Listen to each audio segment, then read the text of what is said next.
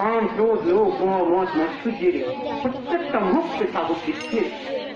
বলছে বাবা, সাধ্য সাধন সত্য যা কিছু কেবল একলা নাম হতে মিলবে কেবল।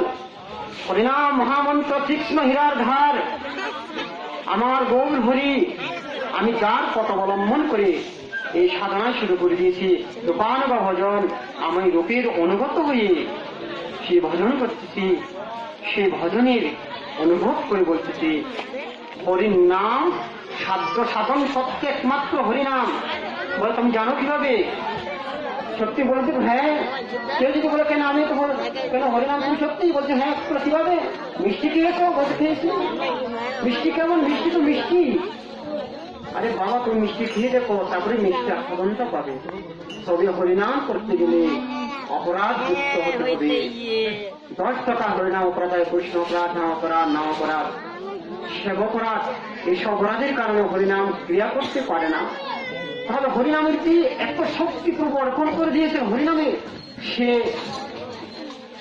আমি তো কি জানো কি, আমার এই মুখে বলা যায় কলির সাধন হরিনাম, কলির ভগবান গৌর হরি সেই বলরাম থেকে রাধা কৃষ্ণের মিলিত কোন হয়ে প্রভু সেই কলির দুর্দশ থেকে কলিহত জীবকে উদ্ধার করার জন্য প্রভু হরে কৃষ্ণ কৃষ্ণ কৃষ্ণ হরে হরে, হরে রাম রাম রাম হরে হরে, হরে কৃষ্ণ কৃষ্ণ কৃষ্ণ হরে হরে, হরে রাম রাম রাম হরে হরে।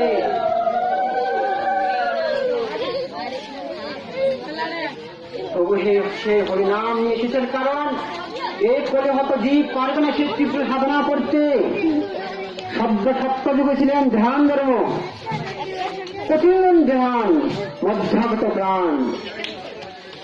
সাধনা করতে করতে করতে করতে করতে করতে চলে গেছে আমাদের অস্থি সর্বশেষ একদম আমার মজ্জাতে, আমার যে মজ্জাতে আছে প্রাণ, সে সত্য দোয়া করা হচ্ছে কি যজ্ঞ ধর্ম।